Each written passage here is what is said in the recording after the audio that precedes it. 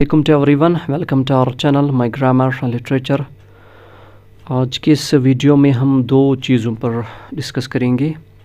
एक तो notes writing के फॉर्मेट को हम फिर से एक बार रिवाइज करेंगे और राइटिंग स्किल्स का जो सेक्शन है उसके रूल्स के बारे में हम डिस्कस करेंगे। सबसे पहले हम डिस्कस करेंगे नोट्स राइटिंग के बारे में।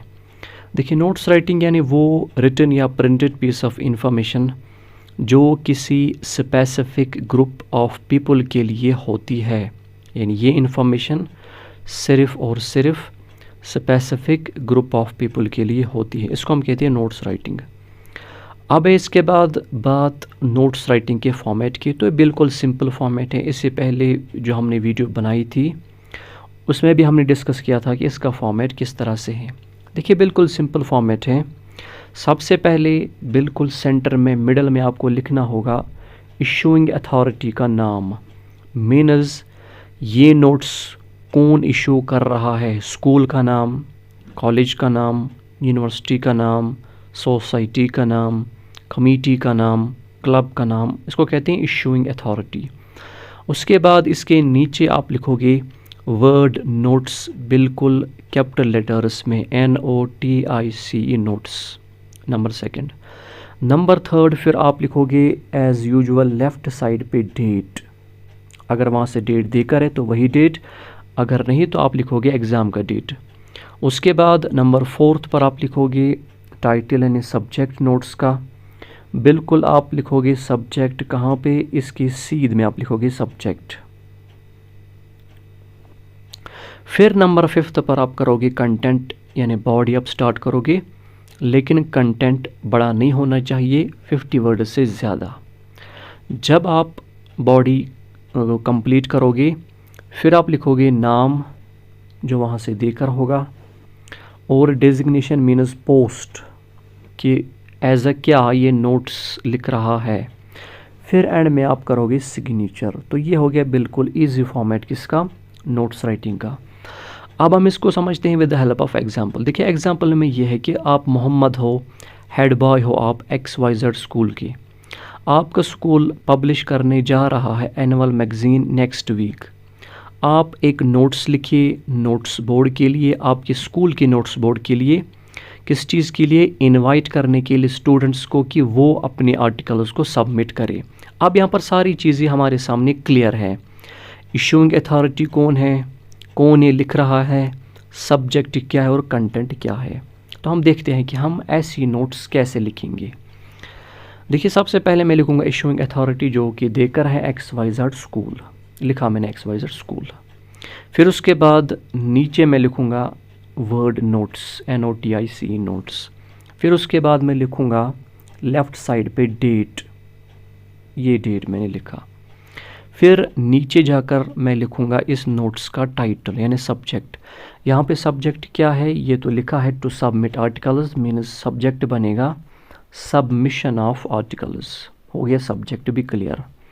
फिर उसके बाद मैं करूँगा बॉडी स्टार्ट। तो बॉडी में मैं क्या लिखूँगा, बिल्कुल आसान आसान, यानी मुश्किल वर्डिंग यूज़ करने की ज़रूरत नहीं है।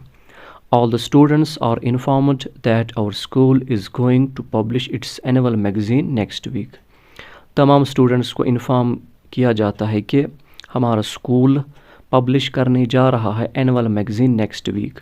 All those who want to contribute in it can mail their entries to our email within 3 days। जो भी कंट्रीब्यूट करना चाहता है वो हमारी मेल पर ईमेल सेंड करे 3 दिनों के अंदर अंदर। For further details contact with undersigned. अब फर्दर डिटेल्स के लिए आप करो कांटेक्ट किसके साथ, अंडरसाइन्ड। अंडरसाइन्ड मीन्स जिसका नाम नीचे दिया हुआ है वो कौन सा है, मोहम्मद। और मोहम्मद क्या है, हेड बॉय है ये। क्लियर। अगर इसके बाद सिग्नेचर भी करना चाहते हो तो वो भी आप कर सकते हो। अब यहाँ पर कुछ रूल्स इंपॉर्टेंट है, बहुत इंपॉर्टेंट इस रिलेटेड, नोट्स राइटिंग के रिलेटेड। सबसे पहला रूल है कि कंटेंट 50 वर्ड से ज़्यादा बड़ा नहीं होना चाहिए। नंबर सेकंड रूल ये है कि इनडायरेक्ट स्पीच को ही यूज़ करना चाहिए, डायरेक्ट स्पीच को यूज़ नहीं करना चाहिए। और कौन सी वॉइस यूज़ करनी चाहिए, पैसिव वॉइस, इनडायरेक्ट स्पीच और passive voice. Number third rule, first personal pronounce यानी आई और वी को अवॉइड करना चाहिए। Number 3।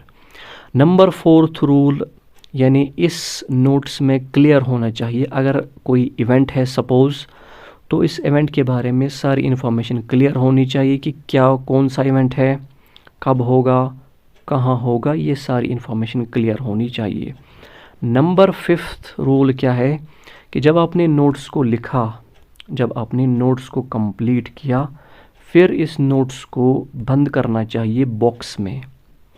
And always enclose the notes in a box but use pencil for it. लेकिन इसके लिए पेंसिल का यूज़ करना चाहिए जब भी आप नोट्स के लिए एंड में आप जब बॉक्स बनाओगे, पहले ही बॉक्स नहीं बनाना बल्कि कंप्लीट करने के बाद आपको बॉक्स बनाना है।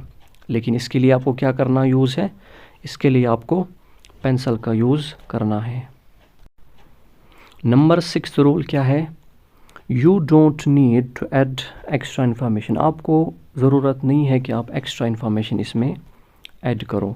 नंबर 7 और इम्पॉर्टेंट रूल वो ये है कि अगर इशूइंग अथॉरिटी क्लियर नहीं है, यानी ये क्लियर नहीं है कि ये कौन इशू यानी ये नोट्स कौन इशू कर रहा है, तो वहाँ पे आपको कुछ लिखने की ज़रूरत नहीं है उस जगह। यानी जैसे यहाँ पे क्या था, यहाँ पर था इशूइंग अथॉरिटी XYZ स्कूल।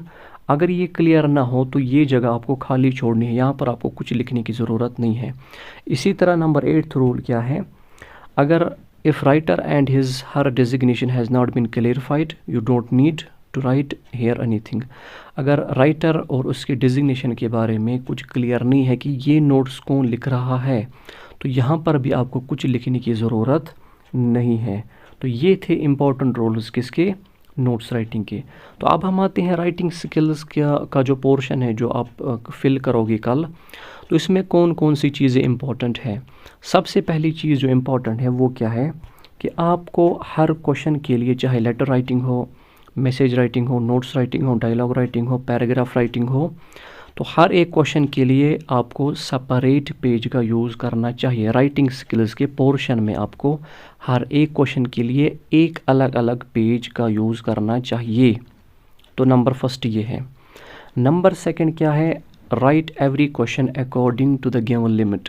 जो वहाँ से लिमिट देकर है, अगर वहाँ से 80 वर्ड्स है तो 80 वर्ड्स तक, अगर वहाँ से 50 है तो 50 तक, यानी लिमिट के बाहर नहीं जाना चाहिए, हमेशा लिखना चाहिए लिमिट के अंदर ही। Try to use simple vocabulary and sentences. हमेशा कोशिश क्या करो कि सिंपल वोकेबलरी और सेंटेंसेस को यूज़ करने की। उसके बाद क्या है, ज़्यादा सोचने की ज़रूरत नहीं है, जो भी आपके माइंड में आए उसको लिखो बिल्कुल सिंपल वे में, ज़्यादा मुश्किल सोचने की ज़रूरत नहीं है। नंबर 5 रूल क्या है कि राइटिंग स्किल के पोर्शन में आप अपना नाम और एड्रेस नहीं लिखोगे, अपना पर्सनल नेम और एड्रेस वहाँ पर आप नहीं लिखोगे।